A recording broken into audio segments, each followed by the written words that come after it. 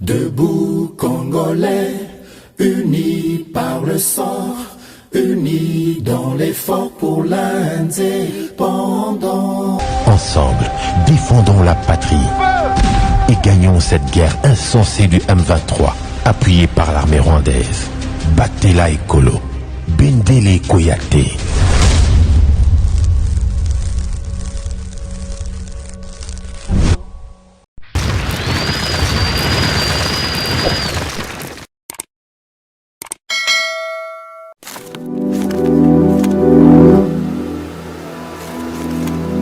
Pour défendre l'école na biso Congo. Dernière semaine, il y a un Kabola biso na 2023. Absolument, tout cas il a mikolo. Et ça semaine parce que c'est cette semaine de tozo kota na 2023. Tout cas il a quelques jours pour to kota 2023 na kanti bato bazali pour réfléchir na lolenge ya malam bazo sala déjà bilan, basi basali bilan. Il y a année 2022 ndenge les cas qui na ba vie na bango, na ba faire na bango. Et biso pepo na Congo to yebi déjà ko sala bilan, tout ça ko se préparer avec de nouveaux projets, de nouvelles ambitions pour la Makambo Italie année 2023. Voilà, joyeux Noël na papa Antonio Mbia, joyeux Noël une fois de plus c'est na papa apôtre Gérard Kabea et le mona maman pasteur on va appeler Sarabiso une fois de plus. Libaku ya kozala liboso ya itando ya mwete to banda moi des personnes ko souhaiter ba joyeux Noël na bango. En tout cas joyeux Noël na apôtre Gérard Kabea na maman apôtre vraiment to possibino ba meilleur vena bino joyeux Noël pas l'homme de la vérité des yeux mais Jean-Louis Chimbalanga et joyeux Noël à maman Lisette Mongendu toute la famille congolo joyeux Noël bandeko nyonso balingaka samba olonga bipa nyonso bozwami à travers mokili mobimba. En tout cas, nous souhaitons bino vœux, il y a prospérité, il y a longévité, tous ensemble. Voilà, merci beaucoup. Et là, on va aller bosser à Kwandaje quand même télévision. Libaku, au PSM, Libaku Malamou, une fois de plus. Abonnez à la chaîne Abisso, fini cloche. Il y a notification pour Kota Penza, pour la une fois de plus, mais il sur Malika Kadaje quand même télévision. Donc, quand on a l'actualité politique, ils allaient pénal moi Kokita, pénal Nginda. Denis Mukwege, le prix Nobel, a changé casquette, puis à la casquette et politique. Ça, le trio entre Denis Mukwege, Matata Mpogno, na Mwana Mboka, na Martin Fayulu, basali clic. On a boycotté Makambo nyonso bazali koleka na RDC pour na bango ba moni te Makambo zali koleka na RDC et zali kotambola lenge sengilité Martin Fayulu ya loli a sengi ba ça la recomposition il y a Seni to kolobela 4 émissions oyo na Kibumba ba chef le rôle to benga ba chef du quartier bazali ko contrôler bongo ba nouveau réfugié bazali ko zonga na Kibumba pour ko vérifier parce que ils ont bato mosusu bazonga comme ba rebelle bazongi na biloko ezali ya mabe et longo na forces armées kenyennes au bazali awa en tout cas bazali ko sala bongo recherche pour na ko luka ba kotala ndenge le lenge ni bande ko bazali ko zonga pina ko contrôler biloko na bango to ko lobela une fois de plus des vidéos moko de ko tout facile ko dénoncer mauvaise foi au gouvernement rwandais pe le côté M23 bokolanda na vidéo katikati il y a émission oyo puis to kolobela actualité mususu katikati na émission kasi ya mbote to banda to lobela nanu maima ningisa ki semaine oyo sila ki kosila pendant que les Congolais fêtent leur fête de festivités ici à Kinshasa ou partout dans le monde. Kita zeli kokota na ngambo ya Kigali, on ne sait pas qu'est-ce qui se passe directement to lokoni ne kozo le kapenza na Kigali malobombo ka omona mboka samba olonga. Donc il y a liboso nga na kanisi que vraiment Noël oyo na ba meilleur vœu Noël pour na bato ba feta kango. C'est ça. Et ça ko s'est passé na moment moko oyo ba congolais musu baza en pleine méditation par rapport à situation sécuritaire na est la République démocratique du Congo. Voilà. Na kanisi le chef d'État rwandais Paul Kagame, je pense que c'est l'homme le plus maudit des Congolais na moment où toza koloba. Ba congolais na congolais mon côté azana sengo soki ayoki kombo ya Paul Kagame. C'est lui qui porte la responsabilité. Il y a des crimes nyonso autres à commettre, même si il est directement et pas naïté, mais il est la cible aujourd'hui. Il y a makambo nyonso et ça kolega na est ya Congo. Alors makambo uti koleka mikolomi balé uti ko et koleka wa ezali makambo eko ko étonné bisoté pona bato oyo bazali toloba bazali na momesano ya kolanda actualité politique na biso to pe bato balanda ka makambo ndenge ezoleka na RDC likambo ya Paul Kagame asengi na ba ambassadeur ya France ya Grande-Bretagne ya États-Unis ba libérer batika mboka na ye. C'est parce que aujourd'hui Kagame a fini par comprendre que bien qu'on s'est servi de lui, bah se servir na ye pour basa la besogne na bango au nom de leurs intérêts. Aujourd'hui, il est obligé de payer seul les prix. Nga lingaka kozonga na no côté makambo euti. Eza na mikolo poso mi balé to lo ba ane moko et moi moko pardon. Oui, silai koleka awa Kagame azalai ko discuter na ba propos na yena communauté internationale pona ko luka ko samba ke likambo ya Congo etali ye Kagame te likambo ya Congo eza ko concerner bactères rebelles selon ye asitaki gouvernement congolais a cité MONUSCO a cité communauté internationale donc il a voulu selon lui se blanchir par rapport ya makambo baza ko accuser ye atalisake yende te mutaza problème mais c'était trop tard pour lui parce que après maloba na yewana balongoli embargo où ezaki ko peser sur la RDC na makambo etali armement yango nde bisika kande ya Kagame ezali parce qu'il se sent trahi par les siens parce que bato oyo Kagame azali ko tiela mutema bango wana nde balingaki ke RDC ezala sous embargo la France bazalaki na complot na Kagame bayebi que lokola Congo kozana minduki te biso to kobanda ko utiliser Kagame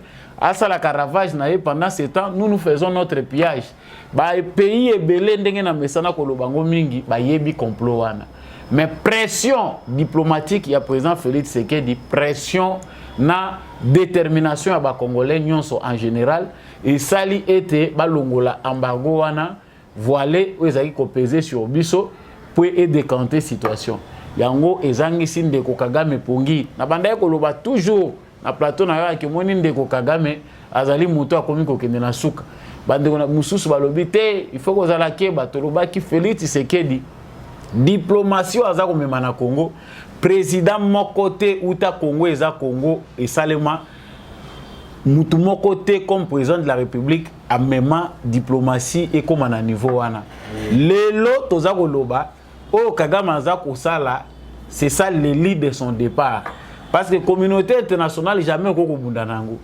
okobunda ndenge nini yo moko contre tous et puis bato ya aza kobunda na bango oya lelo aza kotelemela baza bato ba fabriquer ye ba komisi Kagame aza Kagame lelo bato babomi Kadhafi na kati ya Afrika bango wana bato babomaka ba dictateur o ba fasonaka bango moko ce sont ces mêmes pays là. Est-ce que tant toza kotala wana chance nini Kagame azanango pour s'en sortir vivant likanisi oyo mwana mboka to likanisi nini oyo tango Kagame asili ko benga na ba ambassadeur to moni ya RDC télé pendant 48 heures la bengani ya britannique a bengani biloko ebele et la kisi eloko moko te ke ezana vague mosusu esikilingia na Rwanda ngai na kanisi que punition ezali bato bako sanctionner eza bato ya liaki na bango sani moko na uti ko yebiso awa que eza facilité pour na Kagame pongi na ye mikolo yo na kanti famela ka bakisi pour pongi eya balobaki likambo bien avant soki Kagame azaki moto ko changer hein parce que lelo Kagame aza image ya mabe ya batuti outre le comportement batuti nyonso bako kolobela awa mais kama Kagame il faut batuti ba prouver na ba africain nyonso que nous ne sommes pas comme Kagame. Kagame, c'est une image très négative ya batuti partout où il se retrouve à travers l'Afrique. Kagame, tant que Félix Tshisekedi a eu, Félix Tshisekedi n'a pas commencé par la guerre. Il a appelé même frère, ba Congolais belé bazolinga kondimangote, ba Congolais basilikaki. Tant ba Congolais ba yoki mutu oyo ya za ko silisa biso mais Tshisekedi za ko benge frère. C'était par amour. Kota lisandeko wana ke Kagame oyo so sali ekoki. Na yete pona sambisa o meto banda nanu pona kokata hémorragie oyo luka kimia mais lokola salamani pona kimia te ye ndenge na mesana koloba c'est un mal éduqué un enfant élevé dans la guerre bazuyo eza inapte balatisi yo tenu balakisi yo kaka sel schéma bango balakisi yo ezake est ya Congo nde bilanga na yo mais yo musala ko banda ko sala ezaka kotinda ka basoda basala ka ravage minere ye elekele pa na yo yonde boulevard ozanoka balabala minere lekeli kuna soke leki yo pe bayena ba mieti lokola aide na budget bacheli yo nakanisi ba président africain ba ko banda ko zoape mayele à travers makambo Kagame. On a pris le Rwanda comme modèle. Rwanda, le petit pays de Kagame, où il y a aussi tant de pauvres. Ba Rwandais ba lingo vende pas na bangote. S'il y avait bonne vie au Rwanda, je pense que les Rwandais ne peuvent pas sortir de chez eux. Bakoya ko sa na bamboka baninga. Au Rwanda balingi ba clochard te bazozo bango bazoke de ko bomba bango ceux qui wapi baza ko bomba bango. Mais les occidentaux ont voulu nous faire croire que Kagame a un modèle. Kagame a un modèle de développement économique, a un modèle d'organisation à Malam. Tout ça, c'est parce qu'ils avaient intérêt derrière Kagame. Le loba monique yendongo parce que le président Félix Tshisekedi, outre tout ce qu'on peut dire de lui, bah, éloge, c'est un fils du pays. Moi, je suis fier de Tshisekedi parce que, le premier président, il y a bané oignon sur le botami oyo, tout ça on a doute te, il y a ici ka wuta ko yeba ye malam yewana. Wuta ka ko longwa ka Kasavubu, parce que Kasavubu on connaissait place de village naie tout ce qui reste. Mais oignon so ba yao, même Mobutu on a eu des doutes sur sa nationalité. Bato baza ko landanga ba yebi yango. Tshisekedi est le seul président lelo ba congolais bazo qui ende batali le pango tata na bango ye. Comme on attend Tshisekedi. Ça c'est d'abord une grâce. Le président après un contexte difficile, il y a doute sur la nationalité de Kabila. Et on a eu toutes les preuves possibles. Il y a que Mouto Yazana Makila n'a bisoté par façon de faire naï.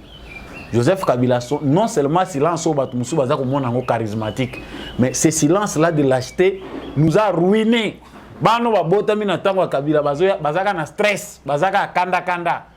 Bazaka na makambo moko mabe ozomona héritage totikali nango yango. Mais lelo tozwi Tshisekedi tala iseka tokomi na Kagame. C'est Kagame ozaye kolobata komi biloba loba. C'est Kagame dont on connaissait l'arrogance a komi koloka pe aluka soka négocier, c'était déjà trop tard. Yonga nazo loba la vengeance est un plat qui se mange froid. Toloba ki bitumbe kozonga côté utaki. Bato bazana sagesse à comprendre ba yebi ke biso photos à la vigilant. To continuer kolande la bango jusqu'au dernier retranchement na bango. Ba koboma na bango parce que et les États-Unis et la France et la Grande-Bretagne, tous ces pays-là où le Kagame a commis un problème na bango, baninga na ye. Si aujourd'hui on parle de massacre, les États-Unis sont complices, le Canada, le Royaume-Uni, ba pays où union tozotanga ba France, la plupart des pays occidentaux, voire même certains pays africains. Baza complice dans Makambo Kagame Sali. Aujourd'hui, le sang des Congolais crie vengeance. Yango lelo moni etie Kagame do au mur. To banda ko lobango yebi bien na plateau na yo oyambinga mbala na mbala na banda toujours ko lobake. Kagame aujourd'hui qu'on est en train de voir aza ko vivre déclin na ye. Yango na lobaka na langage oanga ainsi sonne les glas les derniers jours de Kagame. Ndenge Mobutu tango ba jour na ye kokaki. Akinda ko se retrancher tina kawele Guado kawele baluka Mobutu awa asigné mikanda Mobutu na bilanga masangu azo continuer kokota kazamba. C'était trop tard. Le pantin Kagame est en train de vivre ces derniers jours. C'est que nous ne voulons pas c'est qu'on les tue. Non. Soka azama yele ngonga ko bimisa ba vérité nyonso polele yangoyo. Biso to lingi ba boma yete parce que le souci mingi basalaka bongo. Ce qui va monique na libumune ba secret zebele. Dans les services de renseignement, ça existe. Kagame a ses fils. Oyo na Congo pe bazako continuer ko s'entêter. Bazo kanisa qu'il y a encore de l'avenir pour leur plan. Plan oyo ba edikaki bango depuis 50 ans, depuis 40 ans, depuis 30 ans. Bazo boko la bango na Congo comme des agents de renseignement. Ba enseignant na biso bazako tangisa bango ba classe, bazo tanga ba classe na ba université. Tozo zo bango on dirait bat oyo tozana bango tozo vivre ensemble nos frères de l'Afrique centrale alors que c'était des espions parmi nous oyo bayaki mission. Lelo oyo baye bayango ke Kagame lokola porte yango ya ko bimelezali parce que moi j'attends voir quelque chose. Et loko biso tozo ko zelawa ezali eyinda kuna. Biso to ko sala fête na Kigali. Les Rwandais sont nos frères. Il y a de nos frères qui ne supportent pas Satan. Les Rwandais sont nos frères. Non, l'amour, c'est aussi une arme. Si vous avez un bolingo, vous avez un munduki. Tu sais que a un papier. Il a l'héritage de son père. Oyo abundi diplomatie, abundi pendant 37 ans sans que Simba Nimbeli. Le fils naye a hérité, a accédé au pouvoir. Atambeli to Simbi Yangote. On a foi avec cette politique-là de non-violence que les communauté internationale domine. Il y a toujours une démarche de non-violence et finissaka par des résultats. On est Kagame comme une fois de plus un partenariat si Kana Gabon comme Rambasi pour négocier na Gabon. Pour la Kagame insécurité nous sommes comme qu'on sentir na Rwanda et autres na RDC. Ya on a zakoloba, c'est une distraction. Le même langage qu'ils cherchent à détourner, et ça makambo déjà batubasi ba yebi pe babaye yango. Les Tutsis qui se disent ici, Tutsis congolais, bavandi na Congo awa, bazaka na même recette o ba présentaka na bato. Yo ka sata moi salambelaka yo, alambaka ngolo wana kitoko ndenge to benga kambisi awe pa na biso. Soka azo lambaka ngoka mikolo nyonso ko lemba ngote. Oko fini pa ko lembo kozana besoin eloko mususu. Te po eloko baliaka bazo changer. Mais recette oyo ba tuti ba préparaki bango ya kozala ka chaque fois victime ko la na communauté internationale ke bazo silisa biso toza victime et si expirer. Recette wana batu bakoko liango lisuté na moment tozali. Kagame va marcher toute l'Afrique entière. Pour qu'il ne convaincre le président africain, c'est déjà trop tard. Diplomatie à Tshisekedi pour olonga yango il faut zalaka nzambe yemoko. La vérité est têtue, elle finit par ressusciter même ses morts. Bato nyonso Kagame abomisa. Makila na bango ezo réclamer vengeance. Yé lelo attaqué pas président nini. Même soki Joe Biden na yambaki apesi Kagame mbote. Yo kanisi ke yango nde mutu ko sisa dossier oyo. Ba américain place baza ba yebi ke lelo eza facilité à faire reculer ba congolais. Na lo bakango chaque fois awa ke arme na biso munene za mobilisation. Place aux congolais faut que yeba ke nous devons donner du poids à la diplomatie de Tshisekedi. Tshisekedi a adopté un langage franc. Il marche avec la vérité. Il expose tout ce que Kabila n'a pas dû faire pendant tout ce temps. Parce que Kabila bandé ko tambola na mbongo na biso ba congolais. Pour ne pas citer na kotanga ka mibale ba show ki tundu na ba raimoti bana. Mais bandé ko zosusu même mbongo ya Congo ya passe. Bazo ke ndeko kabola ngo lisusu na bato oyo baza ko silisa biso na koboma. Nous avons vécu ça ici. Est-ce qu'aujourd'hui, quelqu'un peut nous dire que diplomatie, c'est que des Koutakanine, à part le voyage, ceux qui m'appellent si frais à voyage, président, ont voyagé, ça coûte quoi? Mais tu sais bien qu'il faut aller corrompre. Le président africain, c'était Joseph Kabila, qui leur a appris que non, diplomatie à malam pour côté la Congo, il faut baser dans les boulots à mine na Congo. Et Belé baza ko ka komisa na nati c'est que dit pour ba yebi que kope kufi. Ba minere bisika bande ko zo ba intérêt na bango lelo baza ko zo lisuté eza ko pesa bango kanda mokende baza ko s'adapter bato baza ko yeba kete eloko nyonso ezaka na bandeli pesuka soki oza ko bandelo na yo yeba ngo tani ni fotika asiplaka na mission moko alobaka eloko eleki tika ezate ya ba yebisaki Kagame quand il était encore temps que tika alandeli sentiment parce que si on regarde ce qu'est le Rwanda aujourd'hui. Est-ce que vous voyez que pillage n'y a pas pillé Congo sur 100%? Mais c'est peut-être 5. Hein? 5 ou 3% des Ezongi na Rwanda. Les restes sont éparpillés à travers le monde par ces criminels là, multinationales, na ba politique au baza si mama kamuna bango. Mais toi, tu t'es fait un pantin pour être exécutant.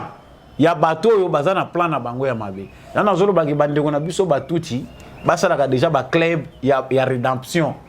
Pour na koluka ko se racheter oyo bango basali na Congo ba yeba to ko mango na mikanda e ko zala na ba documentaire sango na bango ya mabe peuple moko ya ba traître peuple moko ya mutema mabe e ko tambola Afrique mobimba. Avoir la nationalité congolaise n'est pas une garantie parce que ba somba kate e logo ba bengi ba lubaka nini ba somba kate e logo ezali notoriété à mutu hein ba somba kate réputation. Oko ozaloza na mbongo ebele mais soki réputation na yo eza mabe okozala na kimiate. Quelle sera la place de Tutsi parce qu'aujourd'hui Kagame va partir. Les gens d'Isoko bazo continuer ko koma mikanda ko tinda na Belgique génocide eza na Congo. Kagame va partir. Votre source ya approvisionnement ya wana eza ko katana. Bokozala susu boza ko espérer nini na Congo. Ya wana zoko yeba ke ebele porta ko zongela na Rwanda ezali. Rééduquez vos enfants. Aujourd'hui Kagame est partant. Pour nous souki sandeko chako naza ko talisa na ba téléspectateurs po balandaka biso que problème auto komi nango awa c'est la chute de Kagame nde mutu komi ko tia trouble na mutu tango aza ko zwa bitumba lelo na bato ba yaki na ye na pouvoir elakisi ezali suka na ye yango biso to sito senga e bango wuta tata Etienne Tshisekedi bazwa bapio na bango ya mabe bamemela biso na Afrique centrale bakende na bango bakende kosilana na bango biso pe tosala makambo na biso oza na besoin ya coltan oza na besoin ya minere nini olingi yaka na porta munene bino bolingi porta munene te bolingi boyaka bozosala kuluna bobuki ba fenêtre bobuki ba nini likolo na pekisi yo kotela na porte na kanisi yango na ndesuka. Voilà, ezali na yo mbala liboso kwa ndaje KM télévision to senga keloko moko s'abonner na chaîne biso et puis au fini cloche notification pour zwaka ba émission na biso nyonso to kotisaka. Donc officiel Denis Mukwege dans le nouveau casquette de l'opposant congolais et Denis Mukwege sur le plan conseil rappel Azaki Moto batu balingaki mingi to le prix Nobel pendant l'époque de Joseph Kabila Yazaki consacré pour la kobongisa ba maman pour réparer ba maman kasi to moni les lois a changé casquette a commis na opposant de bozali comment na ba mikanda on a une déclaration officielle les lots Denis Mukwege dans le pot ya ba opposant et tant aux yeux on a forme nini naza étonné ndeko Shako ndenge moko na lobaki apona makambo ya Kagame ndenge naza komona pona makambo ya Mukwege na kanisa sana bandeko babengaka ngai ya Kivu ba mususu ya à l'extérieur balobi omoni muto aza ko sala fierté batakaka ete muto azo sala fierté ya mboka na bisaki bango eza na ba congolais oyo boza koyeba bango na réputation malamu mais na sa réputation na bango malamu biloko bosoto nde ebele vandi na se wana ndeko Mukwege tokanisaki ke prix Nobel ba pesaki ye s'il pouvait sauver l'image de ce prix Nobel au biso toyebi ke eza prix Nobel politique eza prix Nobel ya kobongisa ba mama te eza prix Nobel moko inventé na bato yo balingaki basala ye bakomisa ye acteur politique pona ba intérêt na bango. Denis Mukwege akoko yebisa biso il a soigné combien de femmes en 2022 a soigné combien de femmes en 2021 comment agir à fond ya hôpital à Panzi parce que c'est un commerçant eza bilo mususu o biso to lobaka tozotala olobite soko bimisi lokola bato bazana no aveuglé na lokuta bato ba kancho komi ennemi na bango.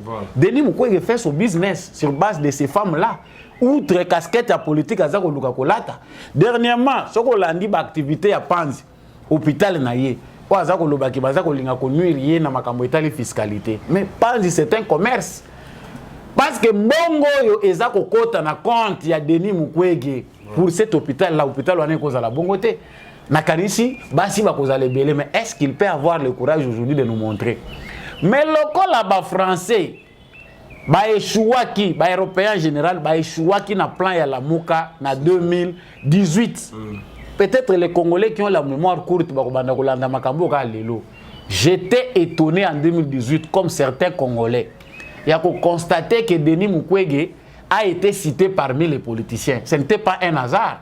Mouto bayebaki kaza bien fêteur. Mouto aza ko réparer ba maman na biso oyo bazaki victime ya guerre moko ya bosenzi. Oyo salaki ke batu bazali ko utiliser viol comme arme de guerre. Mais mouto wana azaki déjà na image ya malamu.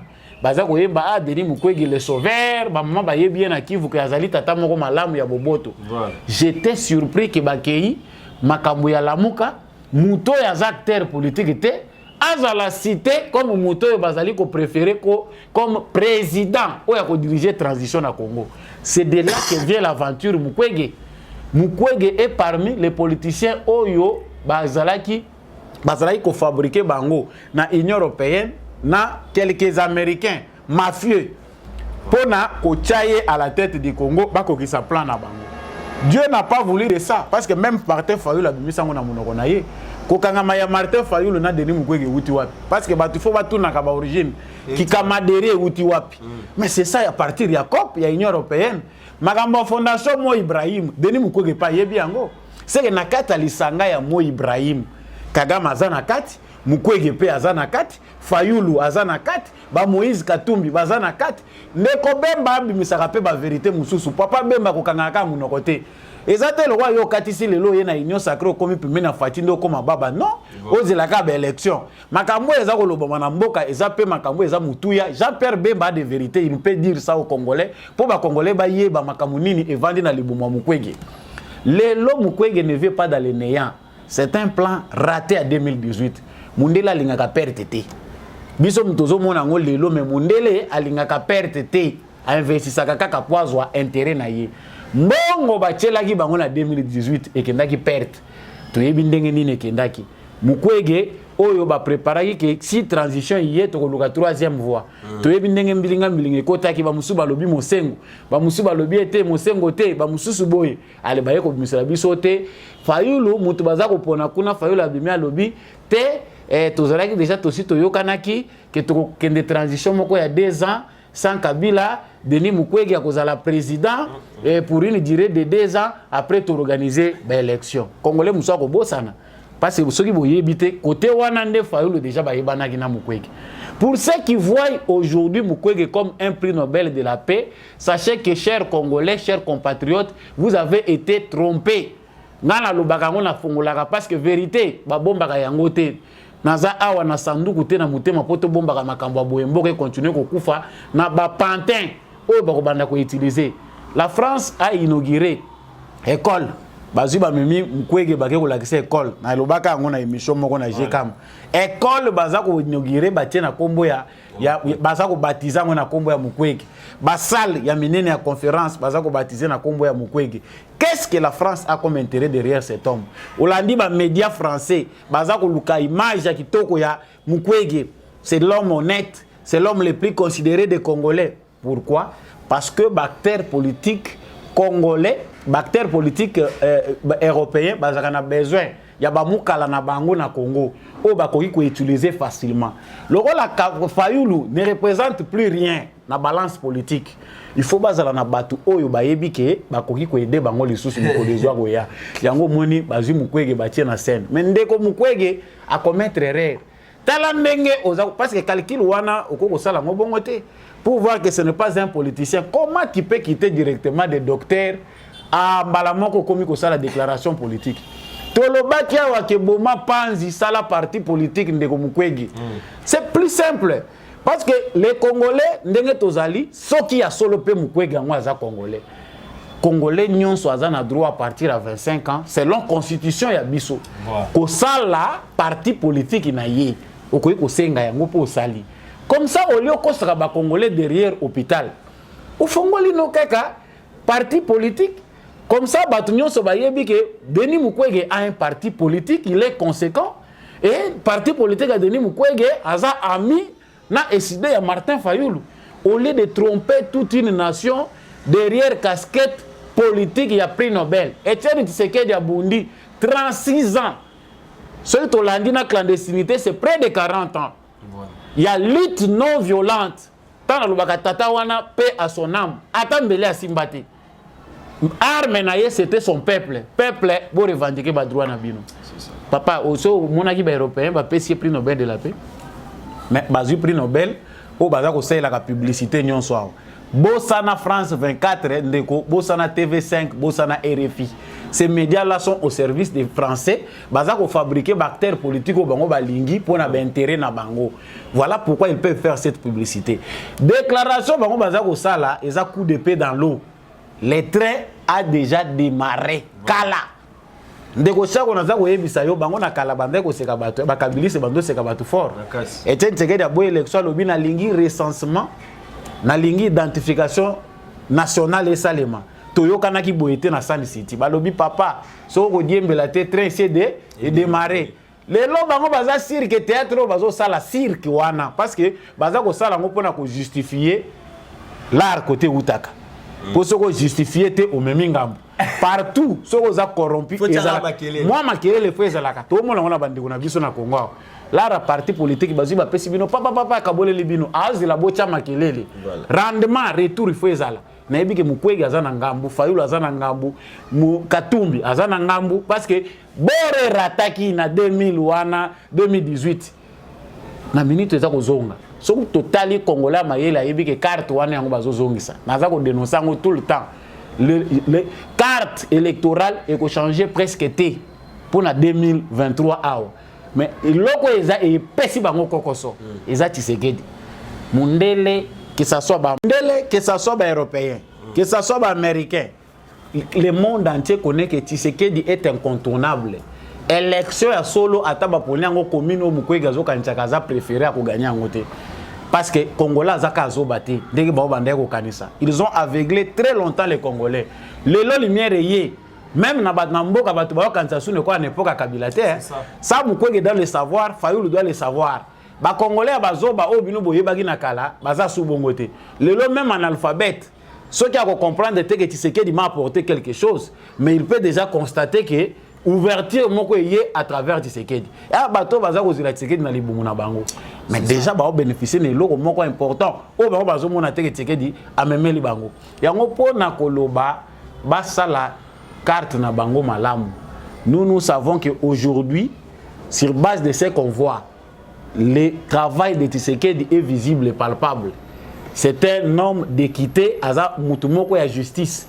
Parce que tant qu'on a sala ba œuvre na ce n'est pas comme à l'époque de Kabila où on faisait des histoires trompées pour na kokosa biso ba congolais. Tala ba sali boy, et ba tebele ba longwa Lubumbashi ba kantike kitase kuma poto.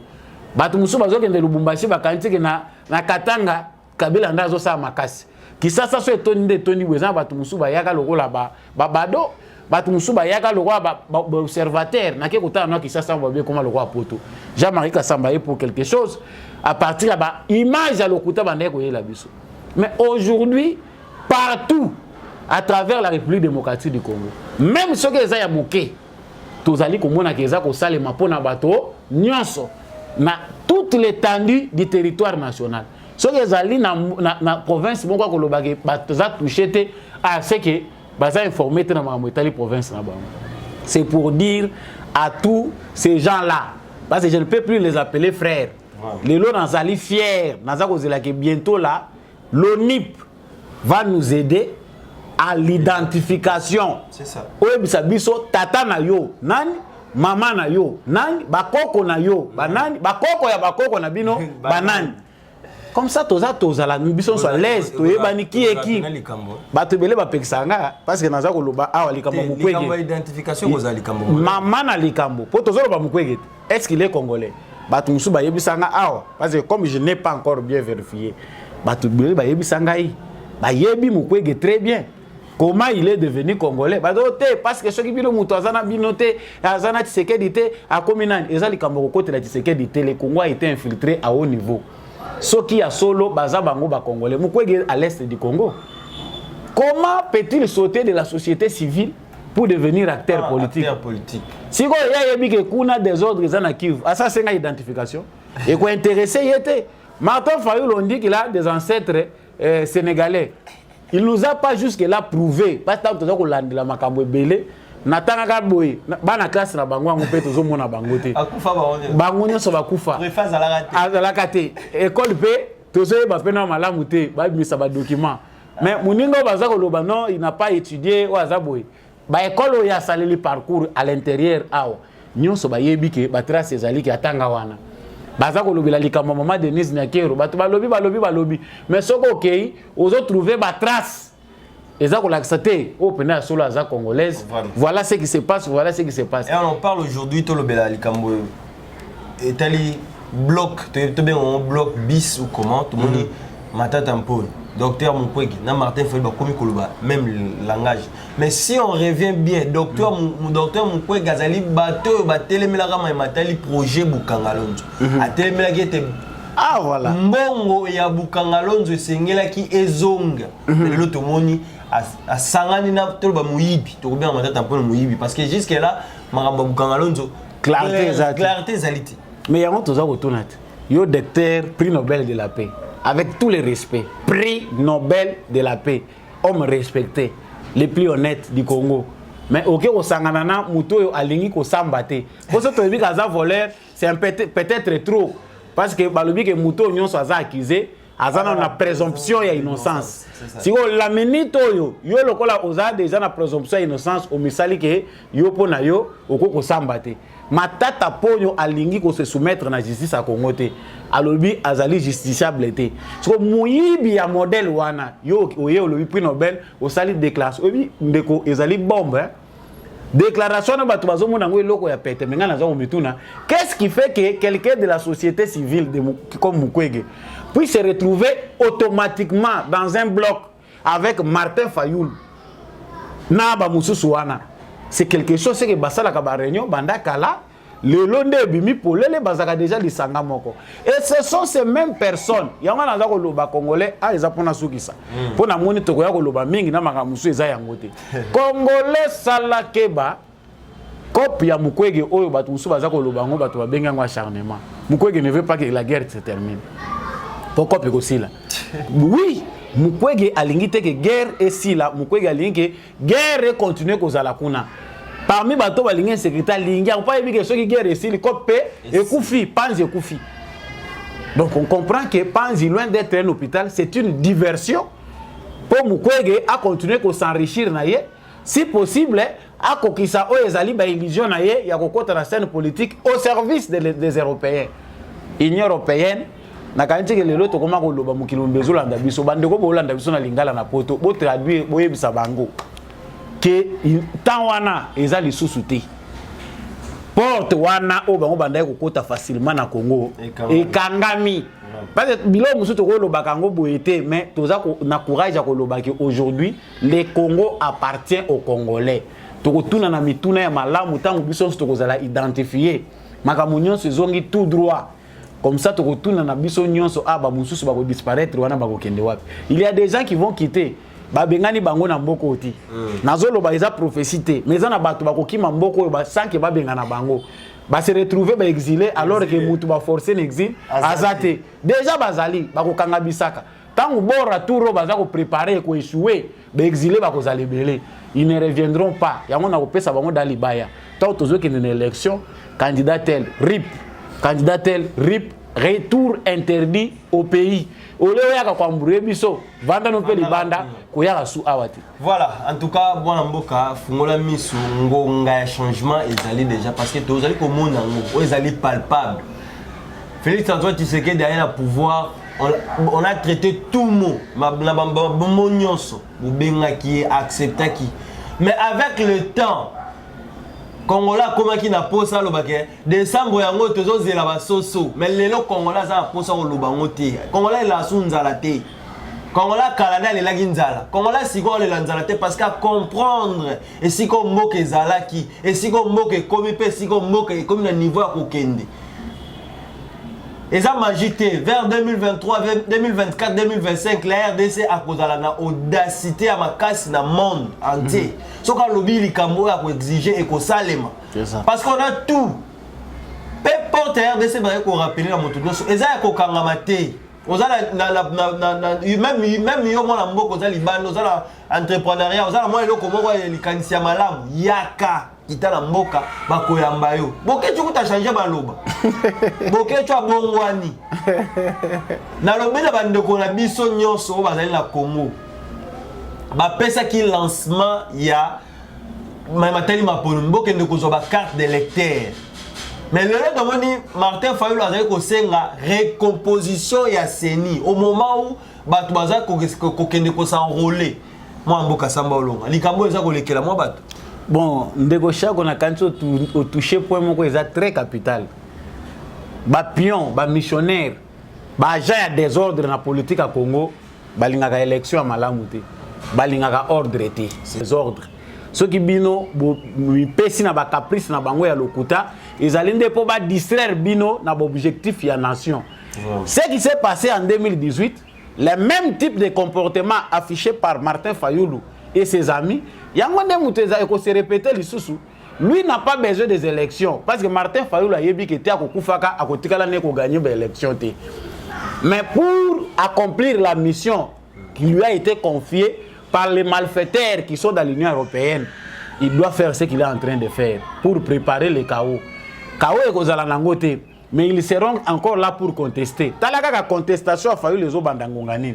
Martin Fayulu conteste les élections alors que kaka na annonce basali ya ndenge batu bazali ba estimation ya bato ba ko s'enrôler il y a déjà bandi contestation balobi bien estimation mais il y a déjà bandi contestation alobi tala batondisi mingi na Kasai baye ba présenter baye bisie Kasai te mutazali kolo Kinshasa kutu na province oyo lobaka keza ya yo soko za muta bandundu kieba ke na bandundu nde batu bazebele Martin Fayulu azaka satisfait. Comme azana souci na ye ezaki désordre ezala il doit toujours créer la confusion dans les cerveaux des Congolais. Maintenant, moi je pense que les Congolais ont la confusion et les Congolais amnésiques. Naza kofinga mutute mais mutu azana perte à mémoire ndako yeba fayulu bien te. Mais bato ba yebi fayulu ba yebi kazaka agent de distraction. Après Kobina, après Koyemba, après Kosimbela biso babale. Parce que aujourd'hui observez les Congolais. Il y a des Congolais qui ont pour mission dans la scène politique congolaise de distraire les Congolais de l'essentiel. Des Congolais, acteurs politiques au Bazali se comporter comme des comédiens. C'est-à-dire qu'il y a un objectif que pendant que vous êtes distrait, il y a une ambition. Nazananga étonné de Gochako. Si lui pense que dans minute où il faut recomposer les CENI, il veut distraire les Congolais. Mais les Congolais ne sont plus distraits. Les trains et c'est que les chiens aboient, la caravane passe. Donc lobana yo, tu es bien yo justifié. Koto zu la mike na. Ya ngona ebisaka mingi ba militant ba militante ya ba parti politique. So bozo occasion kokuta na leader na bino tuna e leader vision na yo eza nini. Parce que vision so ke zate. Le lobi A, loba ke na B, loba ke na C, position fixe zate. C'est qu'on auto bana ko linga mingi pa etenti seke tsoka lobi non. Non na etikali non. Tanga lobi ko sala bo sala boité. Parfois, tu as lobby, on le négligé. Mais dans le souk, on lobby, tu as raison. Et non, dans la preuve, on a Félix, ce qui a l'indi pour les intérêts en bouc. On a été, on a plein à Kagame, à Tchaïna qui a sa faute. Dans le billet, Kende Kakab, leader, il y a un ligaming, tout naï. Aux autres pensées, ni pour l'avenir. Même Mboka n'a biso parce que Ndeko chaque coup pour compléter le côté wana. Voilà. Ba parti politique musu ezako kufa. Ebele hein, essayer kufi. Pour ezaka nango mallette. Ba mallette musu na moni ezobi masika. Ba lobi ke baza membre ya union sacré.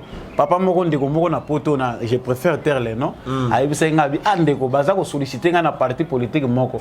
Ngana ebisa eza malamu mais est-ce que so sengier projet de société alors bien de quoi pesingate banda naza kozela projet de société ezate donc na meki a tout na expliquer nga clairement iloko nini yaza ko mema ayebisinga iloko moko te bandeko to créer ba entreprise à la place okende ko se distraire ko zo créer parti politique pour lobby ba nommer moko na bino nyonso boko makotalela ye a finir par koyiba na poste ba pesier pour satisfaire bino bo sala bilanga bo tia ba jeune na mosala créer une activité rentable au lieu de créer des partis politiques pour venir enfin accomplir la tâche du vol na Kachamboka. Eza biloko eza ko pesa biso passe lelo. Il y a des gens qui pensent que mettre une pancarte dire que naza ko soutenir Tshisekedi yango nde ko aider mboka.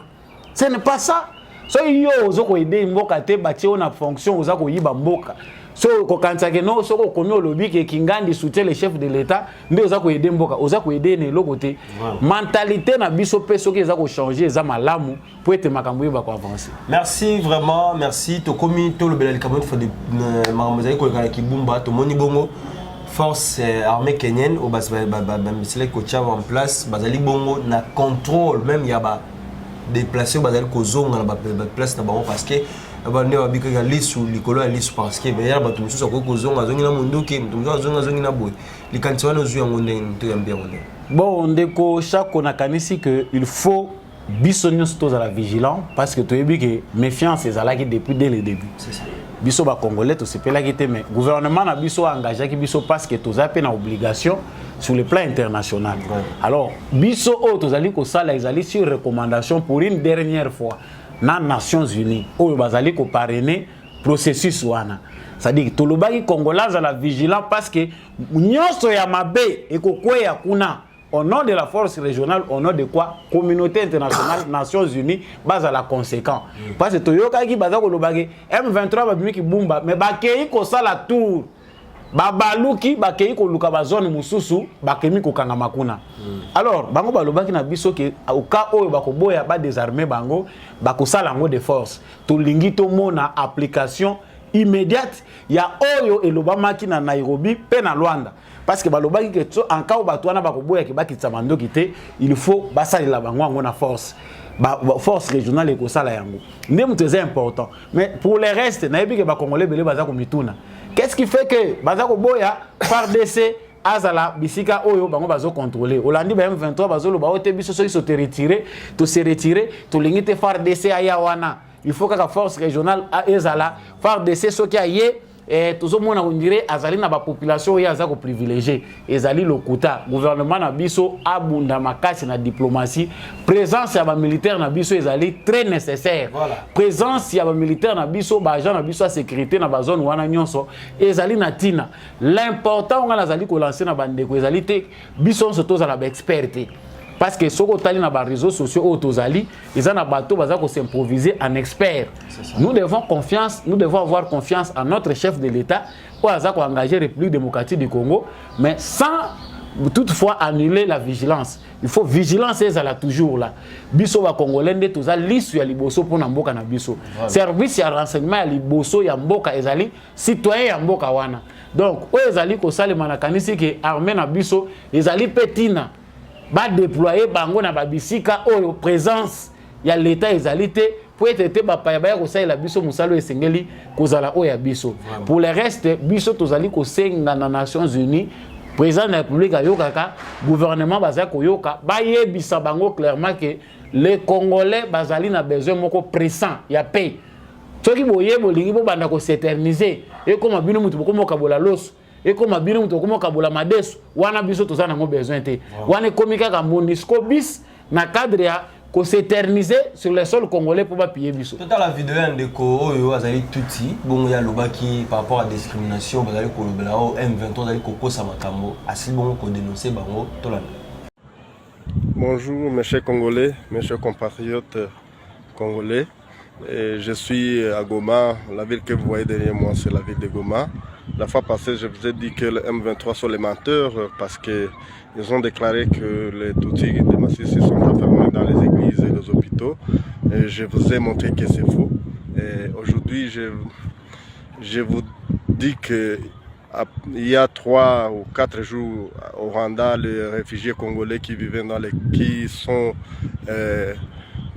enfermés dans les cas de réfugiés là au fond vers les districts de Kigeme, dans le cas de Kigeme, ils sont là, ils ont déclaré que les Tutsis congolais, nous sommes en train d'être massacrés ou préparés à être fait de génocide. On nous tue. Et ils ont fait ce que le gouvernement rwandais les a autorisés, ou forcément peut-être parce que je ne suis pas là. Mais ce qu'ils ont dit c'est faux. Nous sommes là.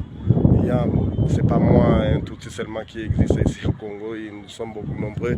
Et nous sommes dans l'insécurité comme les autres Congolais. Et l'insécurité qui est préparée par les Rwandais. Et ils ont voulu que les autres Congolais nous massacrent pour qu'ils trouvent leur raison de faire les bêtises ici chez nous au Congo. Et je vous dis que nous devons être attentifs, nous devons faire attention parce que le Rwanda a le pouvoir de manipuler les gens jusqu'à ce que nos frères Tutsis qui sont enfermés dans les camps des réfugiés au Rwanda, et ils utilisent les manipulations pour que les Congolais qui vivent dans les cas disent ce qui est favorable pour la politique sanglante du Rwanda. Et ils ont dit que nous les Tutsis congolais qui vivent en RDC, sont en train d'être faits de génocide, d'être génocidés ici en RDC. C'est faux, vraiment, c'est archi faux parce que nous tous, nous sommes là comme les autres. Nous sommes insécurisés par leurs bêtises du M23 en coalition avec les RDF, l'armée rwandaise. Et les réfugiés ont dit que nous avons été massacrés depuis longtemps, et c'est vrai parce qu'on a été massacrés par le général rwandais Rwarakabije. Aujourd'hui, dans l'armée régulière rwandaise. On est de retour sur ce plateau. En tout cas, moi, Mboka aussi, quand on a vidéo un déco, on a essayé de dénoncer, mais aussi qui ceux qui font des sacs comme si discrimination à la population. Bon, on a ici que les montage, s'il y a des Tutsis qui peuvent être sérieux, basali pe association na bango pour dénoncer hein oyo ezali ko bébé sa image ya ethnie na bango wana parce que au Congo nous n'avons pas une ethnie appelée Tutsi. Na Congo ethnie moko ba bengi Hutu ezalaka te. Cette distinction là Tutsi Hutu c'est au Rwanda. Quand un Rwandais vient au Congo et qu'il a besoin d'être considéré comme un Congolais, son origine Tutsi ezana mboka na enda ko réclamer ango. Mais chercher à s'intégrer que bakoti sabino na kati ba tribu eza déjà non. Il n'y a pas des Américains d'origine Luba. Non, il y a des Américains d'origine congolaise. Alors, bande konabiso ba komi ko dénoncer bazu courage oyo. Ezali malamu. Moi je sais qu'il y a aussi des Tutsis contrairement à tous les préjugés, contrairement à ce qui est dit par rapport à Obango Bazalaka, bakoki pe ko se différencier parce que na mbuma ya mabe ya malamu pe bazalaka. Mais en tout cas pour na ba congolais na moment otozali ba congolais baza ko senga ki bande kwana bazala musika. So moni makanti komi ko senga ki bacha même mire. Ezali po tosi to lembi mais naza ko beta c'était loko oyo ba dirigeant na biso pe ba reflétaka yango. To yamba mingi uta colonisation ko yamba na biso comme si biso lokola na signe ya faiblesse. Biso ba congolais donc toza yamba mutu nyonso azoya tozo considérer lokola ndeko. Lelo bato biso to yamba bakomi kofungolela biso miso koleka na bandeko na biso ba demi frère na ba demi sœur tozwa ba étranger otokomisa bana na biso lelo bango mutu bakomi ko prétendre kozala bakolo mabele koleka ya biso to yambaka na mboka na ndako na biso to yambaka na mboka na biso mais cette fois-ci to banda ko yamba toujours avec vigilance. Voilà. Mais pour l'occasion de Noël, ils ont bon occasion de Noël, chef du couple présidentiel, c'est là qui bongo pour yamba ba épouse militaire pour nous ça la dîner na bango pour nous conforter bango. Bon la vidéo et puis on se retrouve tout juste après.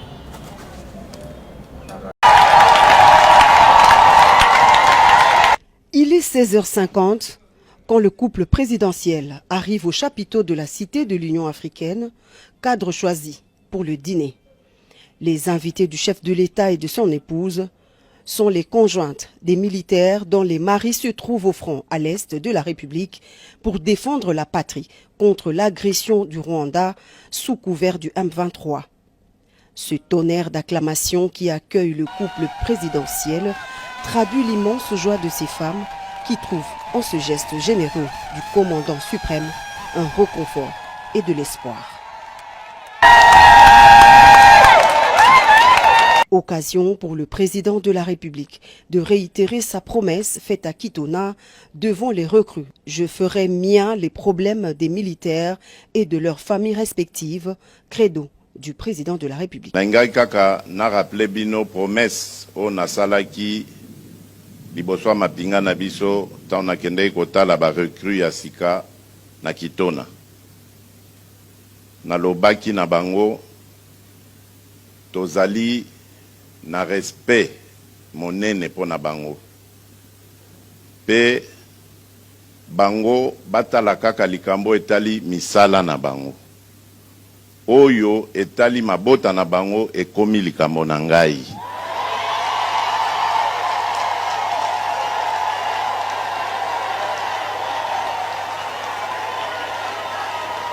Tolingi lisusu makambo mapinga na biso nyoko mate. Po nalobaka toujours que soki na mboka na biso oyo totikali na ba patriote bazande na mapinga na biso. Batoyo bandimi ko kufela ekolo ko bundela ekolo pona eloko mokote. Bazali ko kende na bitumba ayebi ba misusu bayebi ata esika mwasi na bana bakotikala te. Yango nalobaki na ngina la kisa signe oyo nalingi ba mama o nyonso basi ya ba o nyonso ya bandeko na biso mapinga bazali na front baya to partager na bango repas ya Noël. Ndakisa oyo ezali pe kosalema na minute oyo ezali pe kosalema na Bunya ezali pe kosalema na Beni pe na Goma.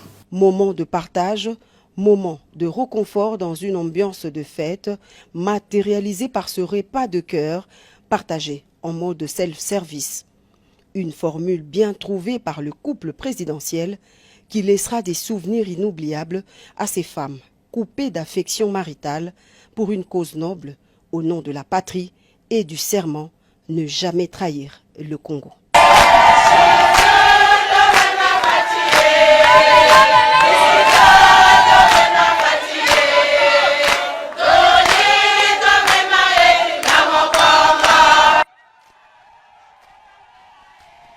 Voilà, on est de retour. En tout cas, na Sengo Mingi, mon mboka et salut on est comme un chef de l'État de plus en plus azali kozong sa sourire et pas ya basi ba militaire, puis azali une fois de plus tout le monde pena mon konzamboka s'il ko se pencher moi trop dans mes matière militaire.